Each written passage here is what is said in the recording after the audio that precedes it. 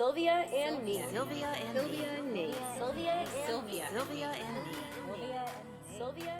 Attitudes are changing slowly, and I think every time a woman occupies a an office, whether it's local office or federal office or whatever, and she does a good job, I think that part of that cultural prejudice is diminished. And we see that now more and more often. Hi, I'm Sylvia Beckerman, host of the podcast series Sylvia and Me. Conversations with inspiring, empowering women. Hi, my name is Judith Hope, and I'm here with Sylvia Beckerman, and we're glad you've joined us, and we are looking forward to having a lively conversation, primarily about women in politics. I live in East Hampton, and that's where I am at this moment. It's a beautiful part of the world. Well, Judith, I am so happy that you could join me today. Welcome to Sylvia and Me. And yes, we are definitely going to be talking about women in politics, something that you know firsthand, because back in the 70s, you were the first female town supervisor of East Hampton. And you held that, excuse me? I said that's correct. Oh, okay. And you held that position for 3 years. 3 terms. 3 terms, yes. 3 terms. And you ran on an environmental ticket, which we will talk about shortly. But one of the things that I want to talk about is you were the first female town supervisor, and you did it in local politics, which people don't understand. I think they're starting to, how important the local level is and how we can do so much by supporting it. Can you go into what you came up against as, first of all, the first female in that position in a small town where I'm sure you plowed your way through? It was a small town in which my political party was outnumbered almost 4-1. When I ran, and I ran on the Democratic ticket, my father was a Democratic Speaker of the House of Representatives in the state of Arkansas. But there was not a Democrat in New York State that would have given me a dime to run for town supervisor. It was thought to be a hopeless race, and people in the county were amused that I was running. And of course, I won, which was a shock to all of them, and actually to myself as well. And I was the first, and I didn't realize it at the time, but I was the first, not only in my town and not only in Suffolk County in New York, but in all of Long Island. I was the first town supervisor. I mean, they're commonplace now. It's almost thought to be a woman's job now in Long Island. In East Hampton town, we have a woman supervisor. In the neighboring town of Southampton, we have a woman supervisor, and they're all doing terrific work. So I'm proud of them and glad that I was able to help open that door a little bit. It was tough. It was very tough. I had 2 small children, and it was tough to manage it. And the folks in office were not exceedingly helpful at the time, although they have since become good friends. People mellow with the passage of time, and one Republican woman I've now gone on and done terrific accomplishments with. We have teamed up on a number of issues to our success, and very good. I'm grateful for that. Anyway, it was a wonderful learning experience, and it taught me that you cannot take anything personally. You have to learn to just sort of roll with the punches and get up and keep on going and keep smiling. And if you can do that, you'll do very well in politics. It's kind of tough to learn, but it can be done. Well, evidently you were able to teach yourself that because, as I said, 3 terms. And in that time, with local, as you said, with local politics, you get to really see some of the results, and you ran on an environmental ticket, and you saved over 5,000 acres of open space in East Hampton because you managed to work behind the scenes to get the 2% transfer tax passed, which raised over $1 billion for the 5 East End towns. And with it, you were able to save hundreds of acres of open space and historic structures. So yes, you did learn and you accomplished quite a bit in that time. With a lot of help, a lot of good creative help. Well, it does take a team, but it takes a team leader to know who to put on the team in order to get the work done. So kudos for you, because you weren't only just the town supervisor. Let's see.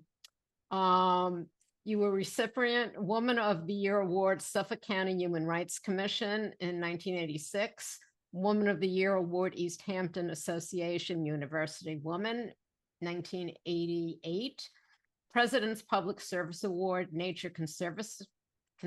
My goodness, Sylvia, where are you getting all of this? 1988, Environmental Roll of Honor, Group for the South Fork, 1990, Community Service Award, Apple Institute, 1992. I'll stop there because it's going to take up all our time. I've forgotten about most of those. They're in the distant past for me now. But yes, but they all build up to who you are, what you've done, and really why you continue to do what you do. It is very, very satisfying. And as you correctly pointed out, at the local level, you can see the results of your hard work. It's right there, sometimes in your own neighborhood. And it's wonderful. Today, I can go and walk on the Grace Estate, which was the largest local acquisition of public open space in New York, in the history of New York State at that time. And it's a wonderful environment, totally unspoiled. And that's very satisfying. We also started the first affordable housing projects in East Hampton. And people do not realize this, but East Hampton Town to this day has the most affordable housing units per capita of any town in Suffolk County. Good for you. And they're building more. It's really is, it's sort of an unseen accomplishment. Well, as we spoke, you were the first woman to run for that office. And you talked about 50 years later, a woman running for supervisor is hardly noteworthy. We now have a woman vice president, and we now have that same woman as the presidential nominee. You know, we've seen a growth in women candidates. And we still, as much as we've seen that growth, we still are only a small percentage. In the House, there's less than a third that are women. As you've said, there's 125 women in the House. And according to data from the Center for American Women and Politics at Rutgers, there's about 117 fewer women running for House seats. Can you go back and tell us where you see, why do you think women are reluctant to go into politics? And then what are some of the barriers that they come up with? And I think they might be getting a little bit different these days. They're changing, but the prejudice against women in public office is cultural, and changes in culture come very slowly and often at great cost. In the early 2000s, when Hillary Clinton was considering running for president, the Eleanor Roosevelt Legacy Committee hired Celinda Lake to do a poll for us in New York State to really question people's attitudes towards women in public office, try to find out what they were thinking. One of the questions listed 6 or 7 different professions. One of them was President of the United States. And the question was, which of these 6 or 7 professions do you think a woman is most qualified for, and rate them, the 6 or 7, in order of which one you would think is most appropriate. Well, next to last was President of the United States. You know what last was? Female automobile mechanic. That was that was the last one. So again, it's cultural, it's deeply ingrained in people's attitudes. Most people are not even aware of it. Thank goodness. In recent years, we have the women's gap, the women's voting gap. I mean, women vote in much larger numbers than men do. And they come out and they support women candidates to a great extent. Smart women, they vote. Women vote, I think 60 some odd percent, and men's votes is in the 40s. 40% of men vote. In any event, women are reluctant, or they're hesitant to seek public office because they see the loss of privacy. They see how bruising it can be. I mean, I just cringe every day when I read some of the things that are being said about this young woman running for president of the United States, who is obviously exceedingly well qualified, abundantly experienced, and it's just so easy for them to put her down. And it just, I know it's a visceral reaction that I have, but attitudes are changing slowly. And I think every time a woman occupies an office, whether it's local office or federal office or whatever, and she does a good job, I think that part of that cultural prejudice is diminished. And we see that now more and more often. Governor Kathy Hochul in New York State, the Eleanor Roosevelt Legacy Committee supported her when she ran for the Hamburg Town Council. Well, And we supported her for every race she ran for after that. Erie County Clerk. okay, so we've mentioned the Eleanor Roosevelt Legacy Committee, which you are the founder of, and it was founded back in 2000, late 1999, 2000? Yes. Okay. Please tell us why you felt the need to create this council. I think there were two events which really propelled me to try to do something to advance women in political office.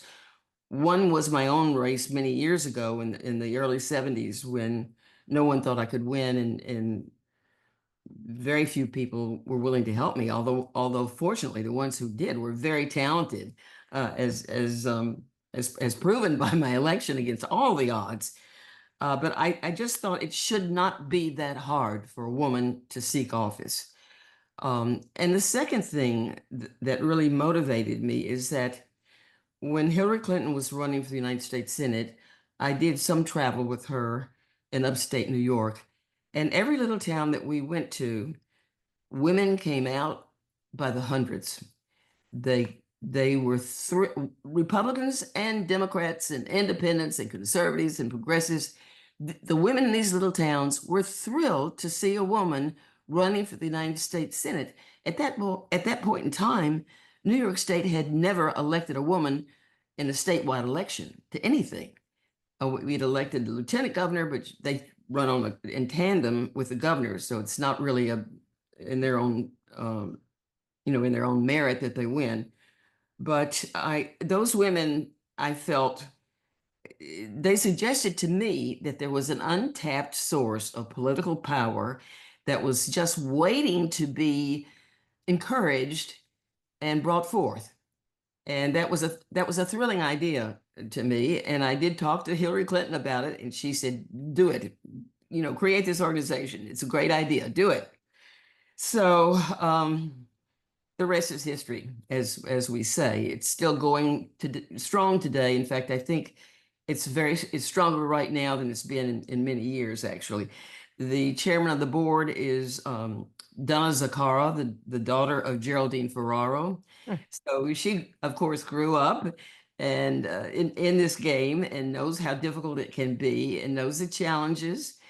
And she's put together a terrific board of directions and board of directors, and they're doing a great job. And that's the thing. We don't, people will talk about it, but until you go out there and actually see it, you don't realize how much impact you have. And, a lot of these people, not only have they never seen before this a woman running for state senator, but to go out there and want to meet them, to go out there where Yes, they live. yes. And that's the thing that I see happening right now, that people are reaching out and not just assuming that, oh, it's just the people who are going to watch TV or read the newspaper. There are so many people out there, whether they're the older people, whether they're middle-aged, or whether the younger people who have never registered and never voted. There's an untapped market. There's an untapped group of people. They are a Yeah. resource. It's an untapped resource Resources. of everything that you can think of. Talent, work, money, everything. When I was chair of the State Democratic Party, I also did a great deal of travel in upstate New York, not just in New York, not upstate, not only upstate, but the suburban counties, Westchester, Rockland, and Long Island. What I witnessed firsthand was much of what I had witnessed in the early 70s when I ran myself. In every community, it was the women who did the work behind the scenes. They got the brochure printed. They got the brochure folded and inserted in the envelopes. They got the envelopes addressed and stamped, and they took the envelopes to the post office and got them into the hands of the voters. They did that kind of work over and over again. But when it was time to find a candidate, they were the last to be. No one thought of them. They were at the back of the line. And when an opportunity would arise unexpected to fill a candidate's vacancy, they would say, "Well, you did great work, Betty, but George has been waiting here so we're going to put George in that spot, right?" And so the women just did it.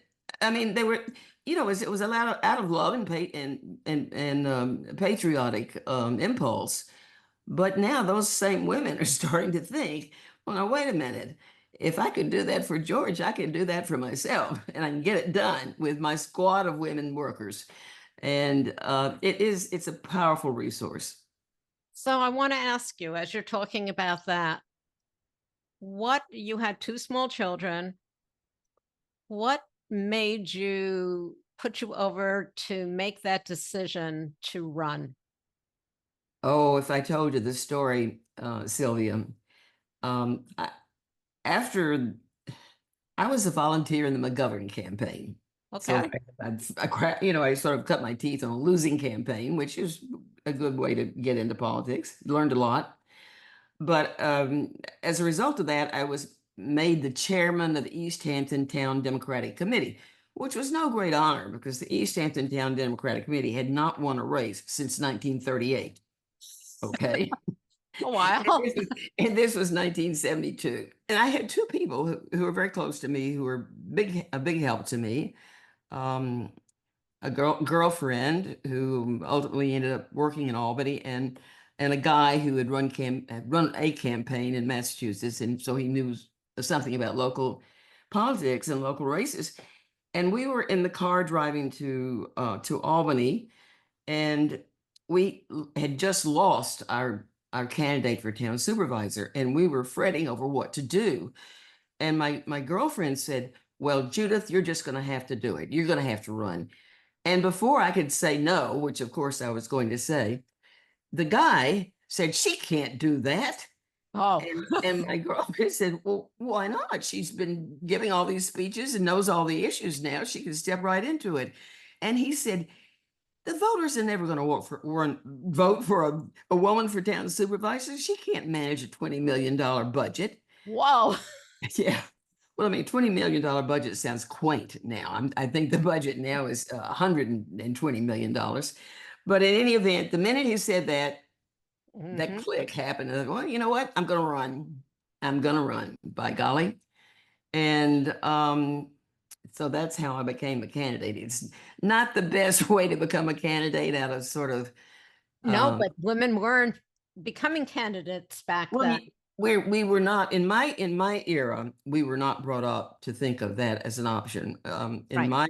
my era, and in the southern state where I come from, we had like three professions open to us. You could be a teacher, you could be a nurse, or you could be a secretary.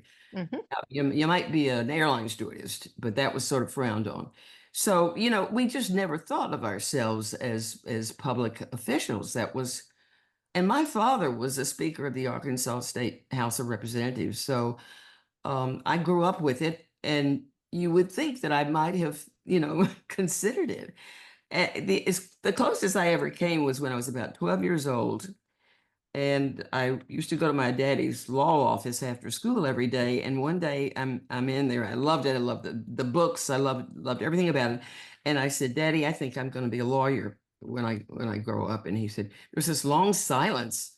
And I thought, did I say something wrong? And finally he said, "Ladies aren't lawyers. Excuse me?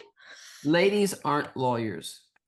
Well, that was devastating to the 12-year-old girl. I mean, my daddy, whom I adored, told me that that was something that was entirely inappropriate for me to be thinking about. He was a wonderful man, but he was a product of his culture, Yeah. you know. So his father was a Presbyterian minister, and his mom was a stay-at-home housewife who did a great job raising those kids. And you are a product of your culture, whether you realize it or not, and you have certain attitudes that you got from that culture. Yeah. And it's very difficult to overcome them. That's why the progress of women in politics has been so slow, because we're trying to change thousands of years Thousands of years. of culture. But we're getting there. Yeah. Another Yes, we are. And another 25 years, and we'll have parity. good. Your words to whoever's listening. Right. I want to now pivot a little because when you ran on an environmental ticket. And I want to talk about South Fork Wind Farm and Win with Wind. Win with So I know that in 2023, Governor Hochul announced the installation of the first offshore wind turbine for South Fork Wind. that was a thrilling day for me and for my little ragtag committee. I guess I really love to found things because I love to get a group of people together and say, "Let's do this," and then they start saying, "Well, how are we going to do it?" And you talk about it. That's a creative process that is a lot of fun, because people are so surprising. They surprise themselves. They learn that they can do things they never thought they could do, and that they have talents that are undiscovered. We were a group of 7 individuals, and we worked very hard to overcome some big guns opposition. And I mean, billionaires in a local community of billionaires who did not want the cable coming through their community, under 30 feet under the beach and underneath the road. And they were scared because they were told, they were sold a bill of goods that was so far from the truth. The company, a Danish company, Ørsted, did everything the local homeowners asked for. They gave them everything. They didn't work from early spring until late fall when these homeowners weren't there. They're really summer residents. And the work was fast and efficient, clean, and you cannot say that they were ever there now. In fact, it's much better than it was before because they rebuilt and improved the parking area, utilities underground. They did all the extra work they did to beautify the area. So it turned out really quite well. And now we're all very proud that we started out with 15 turbines. That's what it was going to be. That was the original proposal. But then the technology improved and got much more efficient. So the 15 went down to 12. And those 12 turbines are making electricity for 70,000 homes and residences on the South Fork of Long Island. Wow. And that just tickles me to death. So you went from your father telling you that girls do not become attorneys to being the first woman town supervisor, to saving over 5,000 acres, if I remember correctly, to getting quite a number of wind turbines on the South Fork wind farm. So you haven't done anything ever. Whoa. Okay. You once someone asked you about your legacy, what you hoped you'd be. Well, I mean, remembered for. That sounds like, what would you like people to really know about you, and what you as a woman has accomplished? Yes, with the help of a team, but you have led the team on so many different organizations and so on. Golly, we had Michigan Governor Gretchen Whitmer here in East Hampton recently. She spoke to raise money for her PAC. And I spoke briefly at that event, and I said I had come to believe that I would never live to see a woman president. And I said to the group, which is people of all ages, including a 16-year-old girl, I said, most of you in here, in this audience, I think you will live to see a woman president. I never thought I would. Now I think I will. So I don't think of myself as leaving a legacy. I think of myself as being exceedingly fortunate to follow in the footsteps of other women who left great legacies to be followed, starting with Eleanor Roosevelt. Yes. Many other New York women who were really courageous and achieved so much. I'm just hopeful. I hope that I have made some small difference, and that I hope that along the way I have been kind and caring. That's what I care about. Well, I, for one, who have never met you before, do believe that you have done that, and that you've given hope to so many women. You've opened so many women's eyes to what is possible. Thank you so much. And thank you for inviting me to have this conversation today. I've loved it. Judith, it's been really fun. Thank you. Thank you. You can find us on all of your popular podcast platforms. And of course, our website, sylviaandme.com. Stay safe, stay healthy, and as always, stay tuned.